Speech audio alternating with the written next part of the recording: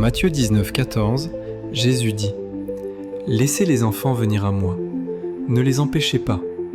En effet, le royaume des cieux appartient à ceux qui sont comme eux. » Ce podcast est destiné à tous ceux et celles qui veulent revenir au fondement de l'enseignement de Jésus, dont les jeunes chrétiens. Jésus est le temps de Dieu. Jésus nous montre ce qu'est le temps de Dieu, qui n'est pas le temps des hommes. Et il avance en fait en fonction du temps de Dieu. En Actes 1, versets 6 à 8, voilà ce qu'il est dit. Eux donc étant réunis, l'interrogèrent, disant « Seigneur, est-ce en ce temps-ci que tu rétabliras le royaume d'Israël ?» C'est-à-dire que tu feras partir les Romains pour qu'Israël retrouve son indépendance. Donc, en fonction du plan des hommes et de la volonté des hommes. Et Jésus leur dit, ce n'est pas à vous de connaître les temps ou les moments que le Père a fixés de sa propre autorité, mais vous recevrez une puissance quand le Saint-Esprit sera venu sur vous et vous serez mes témoins. Les témoins de quoi ? De cette puissance de l'Esprit. C'est-à-dire que Jésus dit, et on retrouvera ça un peu plus tard, non, essayez pas de faire selon votre plan, vous n'allez pas comprendre de toute façon le plan de Dieu. La seule façon, c'est soyez conduits par l'Esprit. Et c'est vraiment un enseignement fondamental dans tout ce que montre Jésus.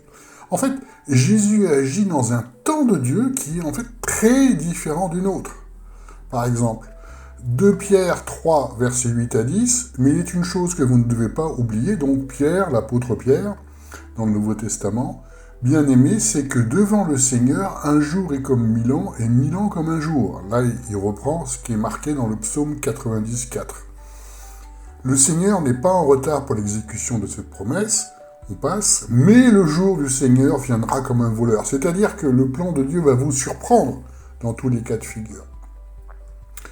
Et dans les évangiles, on le voit tout le temps, Jésus en fait agit selon le plan de Dieu, à la vitesse de Dieu aussi, et non pas à la vitesse des hommes. C'est exactement la vision que j'ai eue pour ce podcast, où je voyais le pied ailé de Jésus qui allait à une certaine vitesse, qui est la vitesse de Dieu et non pas la vitesse des hommes.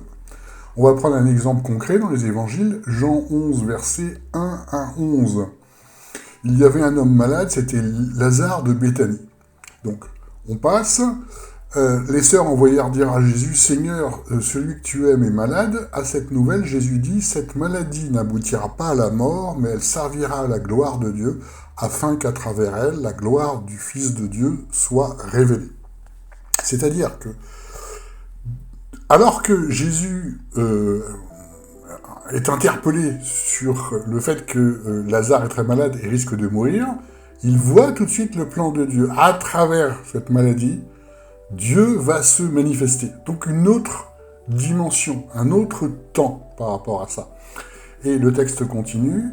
« Or Jésus aimait Marthe, sa sœur et Lazare. Quand il lui apprit que Lazare est malade, il resta encore 2 jours à l'endroit où il était. » Donc il fait l'inverse de ce que font les hommes.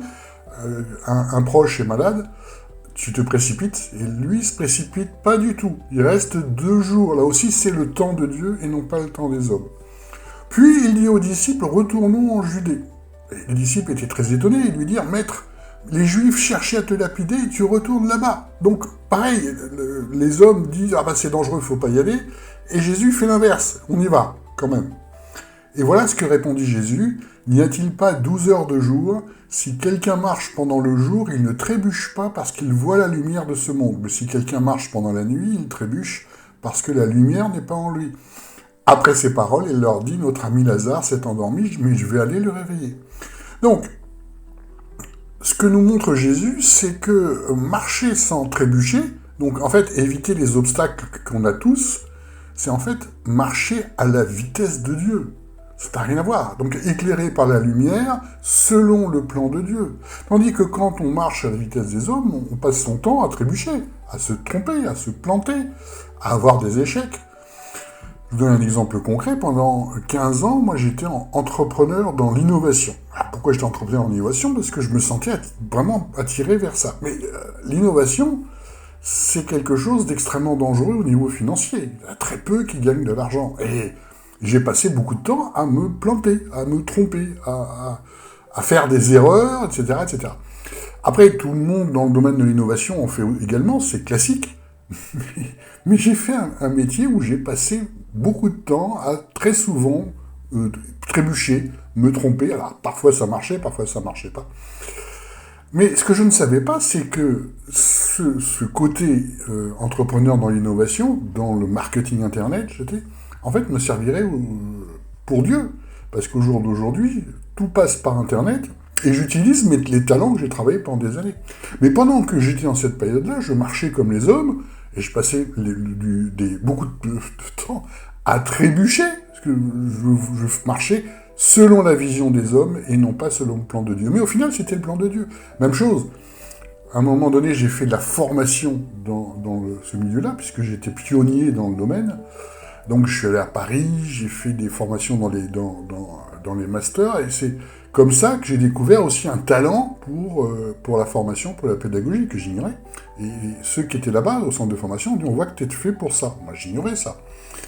Mais, vous voyez, ce parcours d'embûches, d'erreurs, des fois ça marche, des fois ça marche pas, souvent ça marche pas, en fait, m'a conduit à travailler ce talent-là, qui me sert encore au jour d'aujourd'hui dans le plan de Dieu.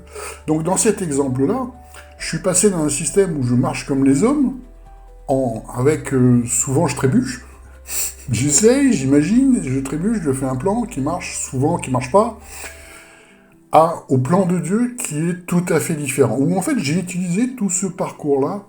En fait, Dieu m'a quand même conduit dans tout ce parcours-là pour que je puisse faire ce que je fais au jour d'aujourd'hui.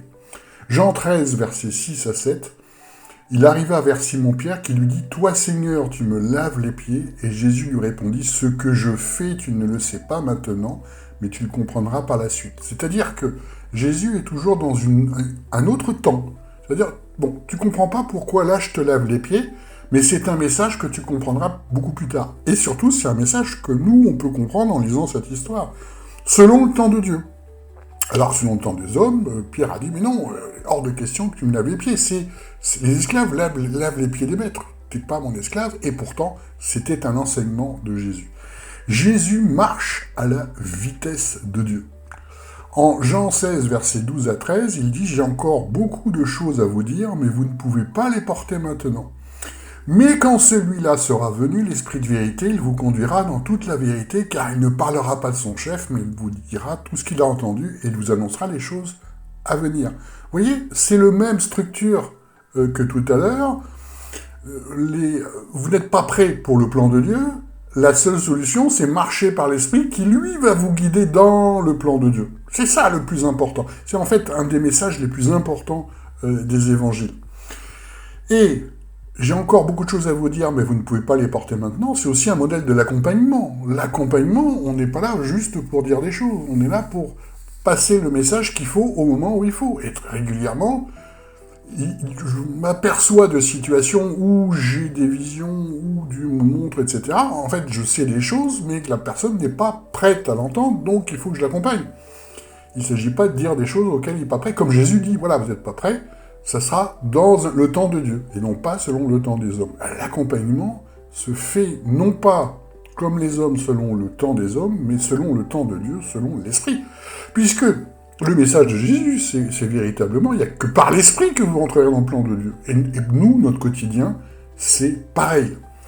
À un moment donné, il reproche à des pharisiens le fait que de voir comme les hommes, en fait, conduit à la mort. Luc 19, versets 42 à 44, « Si toi aussi, donc il s'adresse à des pharisiens, tu avais connu au moins dans ce jour qu'est à toi les choses qui regardent ta paix, mais maintenant elles sont cachées à tes yeux, car des jours viendront sur toi où tes ennemis t'environneront, etc., etc. Ils te détruiront entièrement, toi et tes enfants au milieu de toi, et ils ne te laisseront pas en toi pierre sur pierre, parce que tu n'as pas connu le temps de la visitation. Parce que tu n'es pas entré dans le plan de Dieu, dans le temps de Dieu, tu as vu ce que tes yeux voient, et tes yeux sont obscurcis, tu es mort. C'est vraiment ça le message. Hein. Voir comme les hommes conduit à la mort. Et on l'a dans l'Ancien Testament, dans les prophéties de Jérémie, le prophète, Jérémie 8, versets 6 à 8. Voilà ce que dit Dieu, « Je suis attentif et j'écoute, il ne parle pas comme il devrait, aucun ne regrette sa méchanceté et ne se dit qu'ai-je fait, tous retournent à leur course, pareil à un cheval qui s'élance au combat. » Donc, ils font comme les hommes font, notre quotidien, on doit faire ça, et pas comme Dieu le montre. Et voilà le texte qui continue. Même la cigogne dans le ciel reconnaît l'époque de sa migration, la tourterelle, l'hirondelle et la grue respectent le moment de leur retour, il y a un temps pour tout. Mais mon peuple ne reconnaît pas le droit établi par l'Éternel. Comment pouvez-vous prétendre à être sage en disant « nous sommes sages » puisque la loi de l'Éternel est avec nous? Et écoutez cette phrase, c'est vraiment en vue du mensonge que la plume mensongère des scribes s'est mise à l'œuvre. Les scribes, c'était les théologiens de l'époque, en fait. Et c'est fou parce que ça reste toujours vrai. Ils font selon la logique des hommes, les théologiens font selon la raison, la logique des hommes, et donc ils n'entendent rien au plan de Dieu, à l'esprit, par rapport à ça. Et il y a des centaines et des milliers de livres de théologiens qui ne valent rien parce que c'est selon le raisonnement des hommes et non pas selon l'esprit. J'ai l'expérience de ça très concrète, puisque quand j'ai démarré l'Église de disciples, j'étais vraiment persuadé qu'il nous fallait beaucoup de formation, parce qu'on était très peu formés, en fait, dans les églises, ce qui est vrai. Donc j'avais recueilli pendant toutes ces années plus de 1000 fichiers PDF de formation. Et donc j'étais content en disant j'ai tout ce qu'il faut. Sauf que j'ai commencé à les lire, ces fichiers, et je m'aperçois qu'à chaque fois, non, c'était pas ce que prêchait Jésus, c'était pas selon l'esprit, c'est selon les hommes, selon les théologiens, comme les scribes. Donc j'ai jeté 1000 fichiers PDF en disant on n'a en fait aucune formation, il va falloir en faire. Voilà comment ça a démarré. Et pareil, j'avais plein de livres, parce que je pensais qu'en achetant des livres de ceux qui écrivent dans le domaine chrétien, les théologiens, les pasteurs, etc., on apprenait des choses. Et c'est pareil, à chaque fois, non, c'est pas ça. Non, l'esprit ne me montre pas ça. Ça, c'est autre chose. Ça, c'est autre chose. Ça, c'est comme ça que pensent les hommes. Et j'ai jeté 3 caisses de livres en même temps. Donc, vous voyez que cette phrase en Jérémie, sur les scribes, la plume mensongère des scribes s'est mise à l'œuvre, reste toujours vraie. Et vous dites, nous sommes sages. Ça reste très prophétique et très vrai.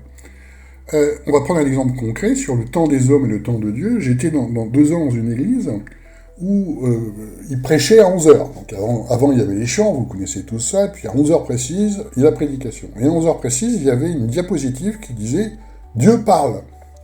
Et j'étais effaré. Donc la prédication durait de 11h à 11h45. C'est-à-dire qu'ils avaient décidé que Dieu parlait de 11h à 11h45. Point. Selon leur temps.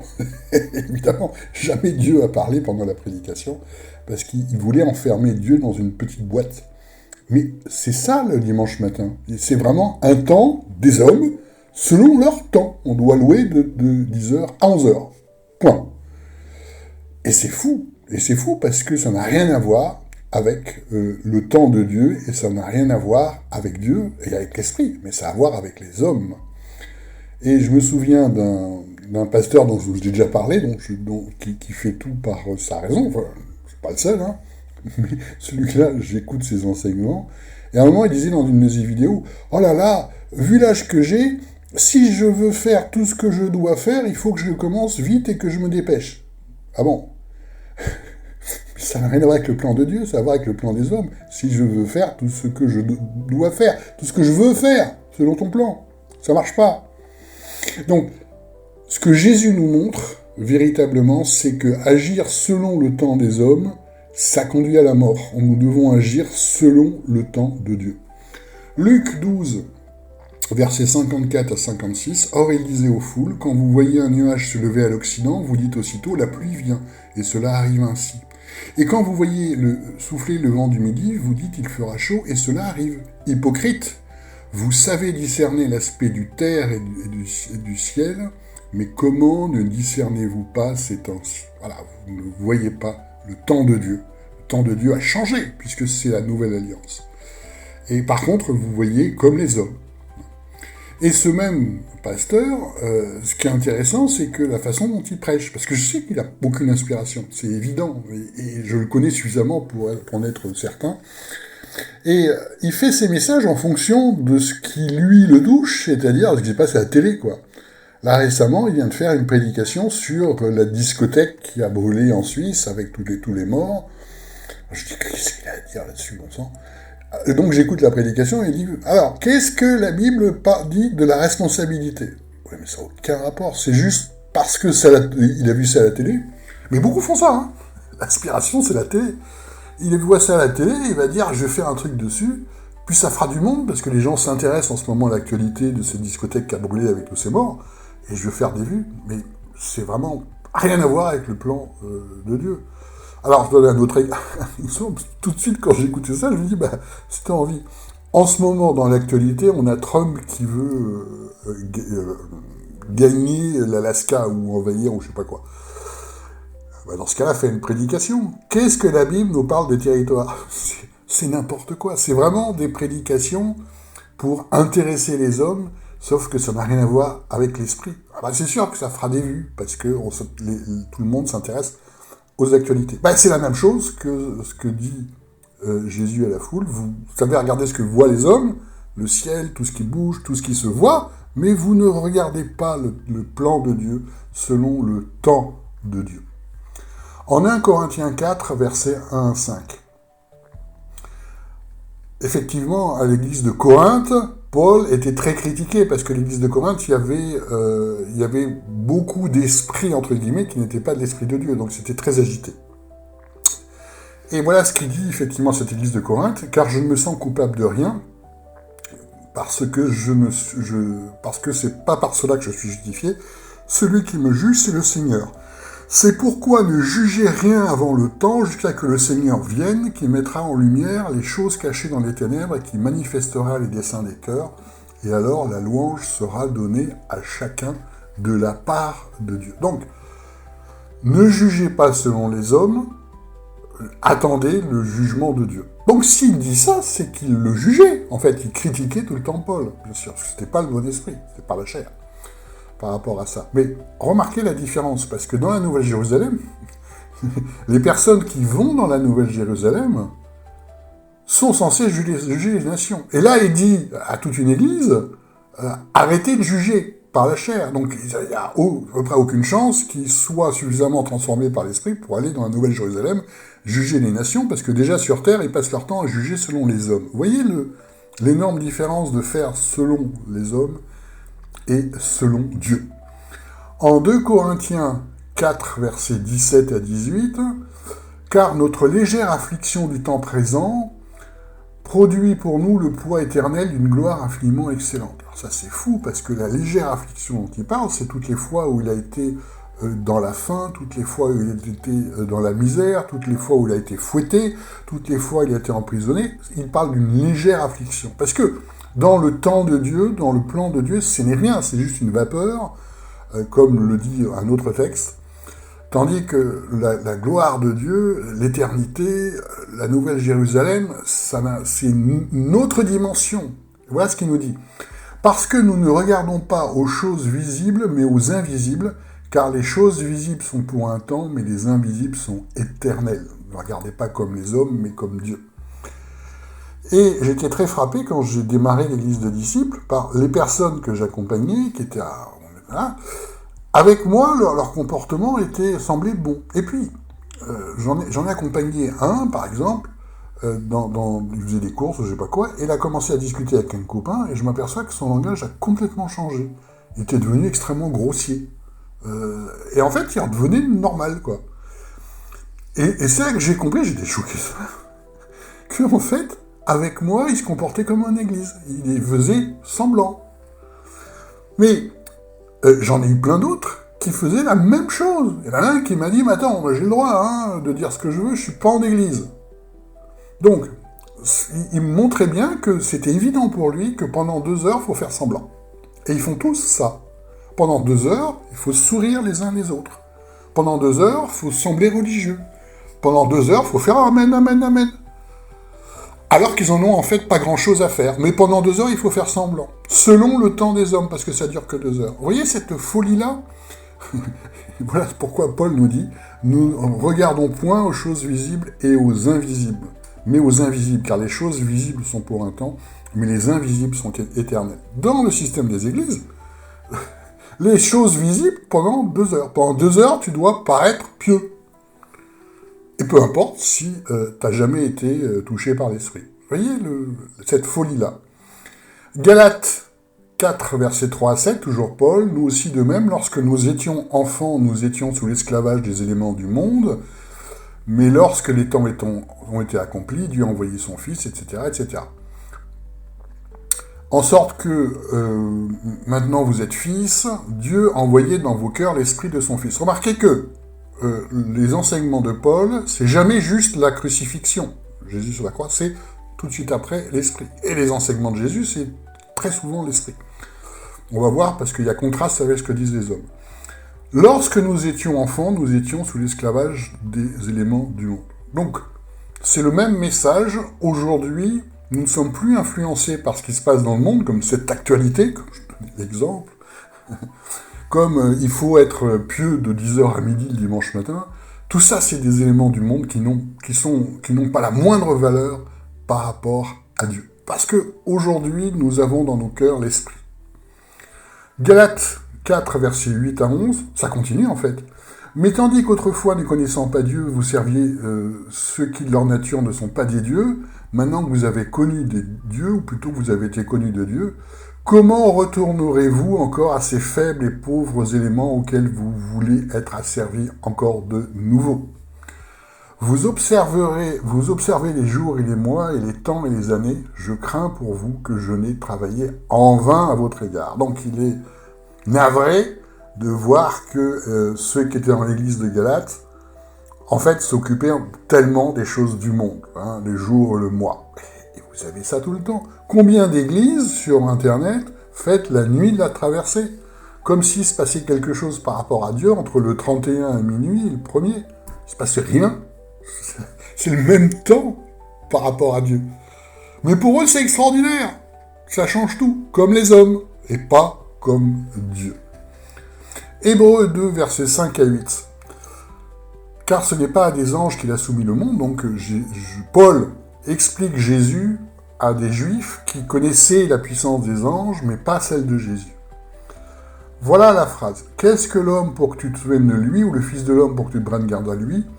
Tu l'as fait pour un peu de temps inférieur aux anges, tu l'as couronné de gloire et d'honneur, tu as mis toutes choses sous ses pieds. Donc, quand Paul dit ça, c'est-à-dire le temps de Jésus sur terre et la crucifixion, c'est juste un peu de temps. Ce qui compte, c'est pas le un peu de temps, tu as mis toutes choses sous ses pieds, mais l'éternité. Vous voyez cette expression ? Un peu de temps. Rien du tout, en fait. Et la crucifixion, ça pose un problème. Crucifixion, c'est Jésus sur la croix. On voit ça partout. Dans une église catholique, vous avez tout de suite Jésus sur la croix. Dans les églises protestantes, il y a prêcher la croix. Partout, vous avez des croix. Alors, c'est pas mauvais une croix. Sur le site Église de disciples, vous avez aussi une croix, parce que c'est un symbole. Moi-même, je porte une croix en argent sous mes vêtements. J'ai pas envie que ça se voit, mais bon. Parce que ça me permet de me souvenir un peu. Bon. Sauf que la croix, c'est pas vraiment le message de Jésus, mais c'est le message des églises. On va voir ça pourquoi.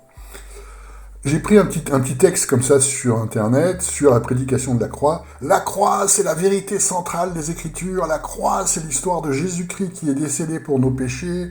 Sans la croix, il ne peut y avoir d'église, car l'église prêche le message de la croix. Ça, c'est typique de tout ce qui est protestant, parce que c'est aussi dérivé de ce qui est catholique. Christ crucifié et ressuscité, et le révérend docteur Joseph nous rappelle les vérités et les implications de la crucifixion de l'agneau pour nous aujourd'hui. Vous avez des dizaines et des dizaines de pages, des centaines, voire des milliers de pages sur « Prêchez la croix, prêchez la croix, prêchez la croix ». Regardez sur Internet, il y en a partout. Alors, ce qui est drôle, déjà, c'est quoi révérend ? J'ai regardé sur Internet, révérend, l'expression « c'est digne d'être révéré du plus grand respect ». Jésus, il lave les pieds de ses disciples, c'est quoi cette blague ? Donc c'est quelqu'un qui n'est pas mort à lui-même, qui ne connaît absolument pas l'esprit. Il veut le titre de révérend, hein. Il faut que tu me parles avec le plus grand respect, parce que je suis révérend. L'enseignement de Jésus, c'est pas la croix, en fait. L'enseignement de Jésus, Jean 3,5, Jésus répondit, en vérité, je te le dis, si quelqu'un ne naît d'eau et d'esprit, il ne peut entrer dans le royaume de Dieu. Parce que l'enseignement de Jésus, c'est alors, il y a un passage par la croix qui sert à oublier le ciel, qui sert à donner l'esprit. Si tu meurs pas toi-même dans ta vie, comme ce révérend, tu ne recevras jamais l'esprit et tu ne pourras pas connaître le plan de Dieu. Rappelez-vous, dans tous les deux versets que je vous ai cités, mais dans plusieurs enseignements en fait, les histoires de plan de Dieu sont toujours connectées avec « mais suis l'esprit ». Et c'est ça. C'est ça le ministère de Jésus, c'est nous permettre de recevoir l'esprit. Le centre, c'est pas la croix, c'est l'esprit. Parce que c'est l'esprit qui change tout. Si quelqu'un ne naît d'eau et d'esprit ne peut entrer dans le royaume de Dieu. C'est pas la question de puisque je suis mort à la croix, vous êtes sauvés. Non. C'est que si quelqu'un ne naît d'eau et d'esprit, il ne peut entrer dans le royaume de Dieu. Alors, évidemment, de Dieu. C'est beaucoup plus pratique de prêcher la croix. C'est religieux. Voilà, avec la croix, il a tout fait, vous êtes sauvés. Allez, fini. Oui, mais quand est-ce qu'on meurt à notre vie d'homme pour être à l'imitation de Jésus et vivre par l'esprit? Ah bah ça, ils ont oublié dans le programme. Et c'est tout le centre du message, en fait, du Nouveau Testament. Jacques 4, versets 13 à 16. « À vous maintenant qui dites, aujourd'hui ou demain nous irons dans telle ville, nous y passerons une année, vous ne savez pas ce que sera demain. Qu'est-ce que votre vie? Car vous êtes une vapeur visible pour un peu de temps et qui disparaissent. Maintenant vous vous glorifiez dans vos pensées orgueilleuses, toute vanterie de cette sorte est mauvaise. » Ce passage, en Jacques, donc dans le Nouveau Testament, l'apôtre, montre que, en fait, dans le monde, on passe d'autres vies à rêver, à avoir un plan qui ne marche pas. C'était l'exemple tout à l'heure dans ma propre vie. C'est à imaginer un futur qui n'arrivera jamais. Et c'est ça, les hommes, par rapport à ça. Et la phrase qu'on peut résumer, c'est « j'imaginais que ça se passerait comme ça. J'imaginais que, et ça se passe tout à fait différemment. » Ça, c'est le plan des hommes, et ça ne vaut rien par rapport à ça. Rentrer dans le plan de Dieu, c'est suivre l'Esprit comme Jésus. Ecclésiaste 3, versets 1 à 4, c'est l'Ancien Testament. « Il y a un moment pour tout et un temps pour tout à faire sous les cieux, un temps pour naître et un temps pour mourir, un temps pour planter et un temps pour arracher ce qui est planté, un temps pour tuer et un temps pour guérir, un temps pour démolir et un temps pour bâtir, un temps pour pleurer et un temps pour rire, un temps pour se lamenter et un temps pour danser. » Un peu plus loin, Ecclésiaste 3, versets 17 à 20. « Et j'ai dit à mon cœur, Dieu jugera le juste et le méchant, car pour toute affaire il y a un temps, et sur toute œuvre il sera prononcé alors. J'ai dit en mon cœur, il en est ainsi à cause des fils des hommes, pour que Dieu les éprouve, et qu'ils voient qu'en eux-mêmes ils sont comme la bête. » Parce que c'est vrai, nous avons une nature animale, donc nous fuyons la souffrance, on cherche le plaisir, et on est selon nos pulsions, en fait, comme les hommes, comme les animaux. Car le sort des fils des hommes et le sort de la bête est un même sort. Comme meurt l'un, aussi meurt l'autre. Tous ont un même souffle et l'avantage de l'homme sur la bête est nul. On est à la base des animaux, c'est ça, marcher par la chair et non pas par l'esprit. Car tout est vanité, tout va en un même lieu, tout est sorti de la poussière et retourne en poussière. Notre nature animale n'est qu'un support. On est sur cette terre comme une vapeur, comme très peu de temps. Imaginer sa vie, c'est se tromper.